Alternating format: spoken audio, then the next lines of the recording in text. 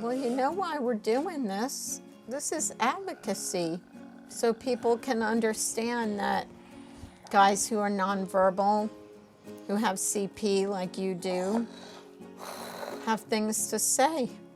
I appreciate you doing this.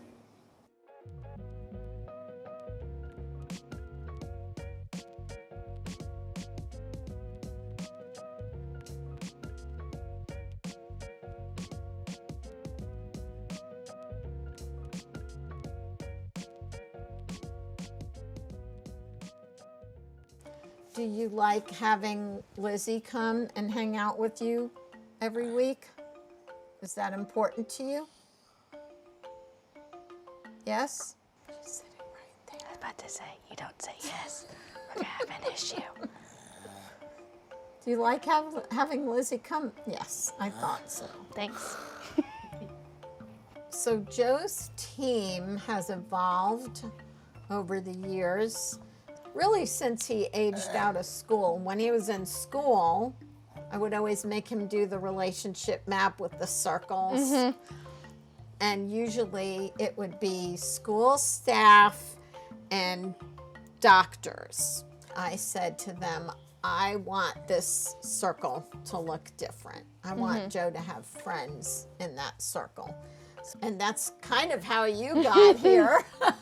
So your relationship with him is unique compared to his other direct support people because of the closeness and age and the fact that you guys went to the same elementary school, and I really appreciate that. I started working at the high school as a parapro, and Joe was in the room, and you were like, hey, I remember you from elementary school.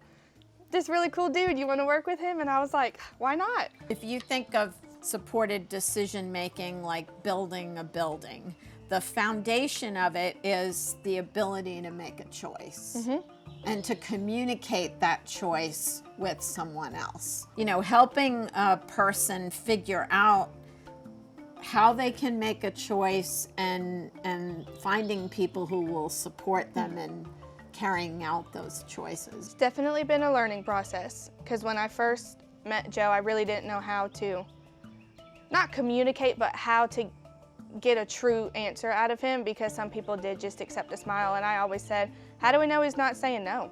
Just because he's smiling doesn't mean he's not saying no with a smile. But now I feel like me and Joe know each other so well that I can ask and I know that I'm getting a true answer, even if it takes 5 minutes. One thing I really try to do with Joe is I try to let him know like he is heard.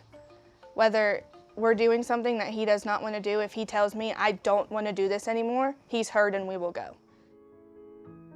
Joe is no longer in school. He aged out of school. This is his second year being out of school. We focus on meaningful opportunities for Joe to be involved in his community and to, you know, live his life.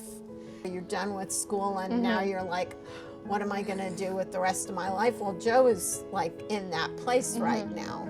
But one thing I admire about you is you never treat him like that. You always treat him like an equal. When I first started working at the high school and like we had to change him, like we went from a friend role to oh, I'm now his teacher. I'm now his parapro.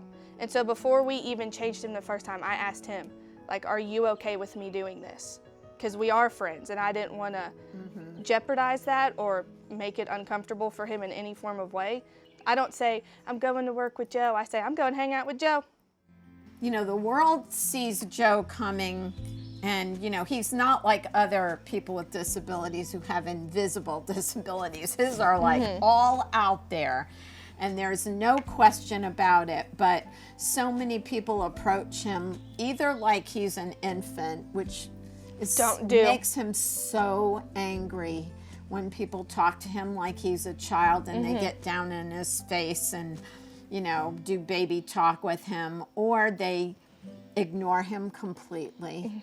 Or they look at him like he's... talk to you and ignore him. Yeah. He's a person. Yeah. Just because he can't say, hey, how are you, doesn't mean he's not a person. He has a great sense of humor. Yeah. He has one of the best sense of humor. He loves movies. He loves watching movies. He is easy to talk to. He has the best listening. You know he'll never tell you secrets. He has the best listening ears. Like, I feel like sometimes in the car, he's like, man, this girl does not stop talking.